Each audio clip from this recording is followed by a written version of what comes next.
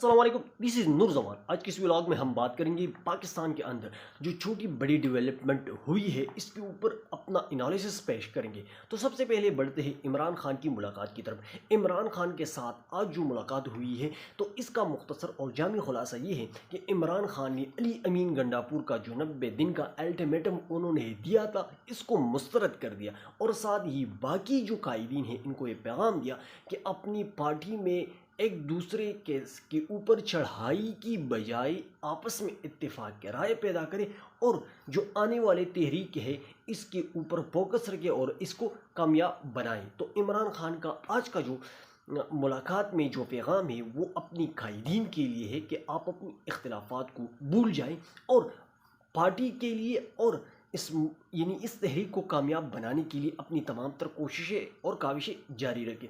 और साथ ही उन्होंने ये भी कहा कि अगर मुझे या मेरी अहलिया को कुछ हुआ तो इसका रिस्पॉन्सिबल पाकिस्तान का मौजूदा आर्मी चीफ होगा। तो आज का इस मुलाकात का जो खुलासा था वो ये था। दूसरी बात जो बड़ी खबर है वो हुकूमत की नाअहली और कारकर्दगी के हवाले से है कि ये हुकूमत इस मुल्क के साथ पत्नी क्या करना चाहते हैं, और अगर इसी रफ्तार के साथ ये लोग आगे बढ़ते रहे तो मुल्क का बेड़ा गर्क हो जाएगा। आज हम माली साल 2025 का जो रिपोर्ट है हुकूमत के हवाले से, इनकी कारकर्दगी के हवाले से जब हम सनत को देखते हैं तो जो बड़ी सनत की पैदावार है इसमें 1.21% कमी हुई है।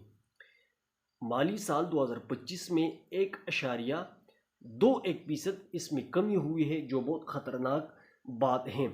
और साथ ही जुलाई 2024 ता मई 2025 में फर्नीचर, शुगर सेक्टर, मशीनरी, आलात, इलेक्ट्रिकल आलात, फूड और केमिकल के जो आलात हैं, जितनी भी ये चीज़ें हैं इसमें रिकॉर्ड कमी वाक़या हो गई। तो जब बड़ी सनतों की पैदावार में भी कमी हुई और साथ ही ये जो छोटी सनतें हैं और जो कारोबार है इसकी पैदावार में रिकॉर्ड कमी हुई, तो इसका मतलब क्या है? इसका मतलब ये है कि बेरोज़गारी में इजाफ़ा हो गया और साथ ही लोगों के मुश्किलात बढ़ते गए। तो हुकूमत का अगर ये रफ्तार जारी रहा तो मैंने आपको कहा कि इस मुल्क का फिर अल्लाह निगहबान हो। तीसरी जो खबर है वो भी बड़े इंटरेस्टिंग खबर है। इंटरेस्टिंग खबर ये है कि एक शहरी था जो कराची से लाहौर आ रहा था, तो निजी एयरलाइन जो है उन्होंने इसको जद्दा पहुंचा दिया। तो जब जद्दा पहुंच गया तो वहाँ पर इनके पास पासपोर्ट वगैरह तो नहीं था, तो वहाँ पर इनको तकलीफ़ और मुश्किलात का सामना रहा। ज़ाहिर सी बात है जब आपके पास पासपोर्ट ना हो, आप किसी दूसरे मुल्क में चले जाए तो फिर आपको मुश्किलात का सामना करना पड़ता है। तो जब वो शहरी वापस आया तो अब उन्होंने उसी एयरलाइन के पीछे क्या कर दिया, मुकदमा चलाया और इसके ख़िलाफ़ ये कहा कि इन लोगों की गलती की वजह से मेरी इंसल्ट हुआ, मेरी बेइज्जती हुई और साथ ही मैंने मुश्किलात का सामना कर दिया।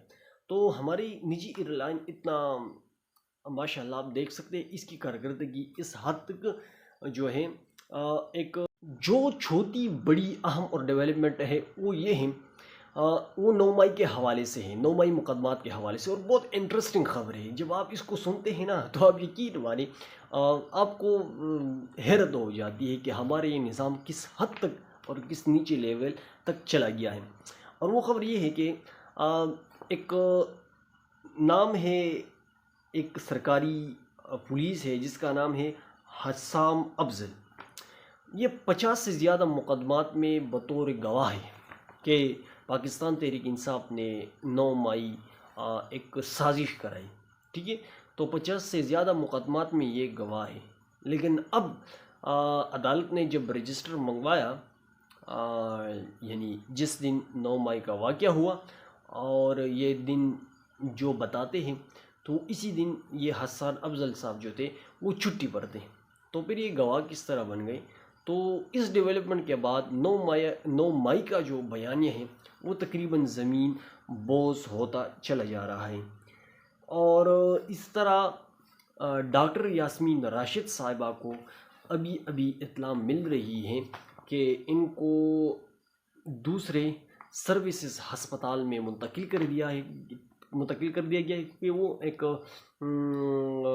یعنی کینسر سروائیول پیشنٹ بھی ہے، اس کے ساتھ ساتھ ان کو معدے میں درد بھی محسوس ہو رہی تھی، تو اس وجہ سے اب ان کو سروسز ہسپتال میں منتقل کر دیا گیا ہے۔ اور اس کی جو بڑی وجہ ہے وہ یہ ہے کہ وہ ٹوٹ نہیں رہی، وہ عمران خان کو نہیں چھوڑ رہی، اور ساتھ ہی وہ اپنے بیان کے اوپر اور ساتھ ہی وہ اپنے ذریعے کے اوپر ابھی تک قائم ہے۔ اس وجہ سے اس نظام میں اب ان کے لیے کوئی بڑی گنجائش موجود نہیں ہے، اور یہی وجہ ہے کہ وہ ابھی بھی اپنی تکالیف کا سامنا کر رہی ہے۔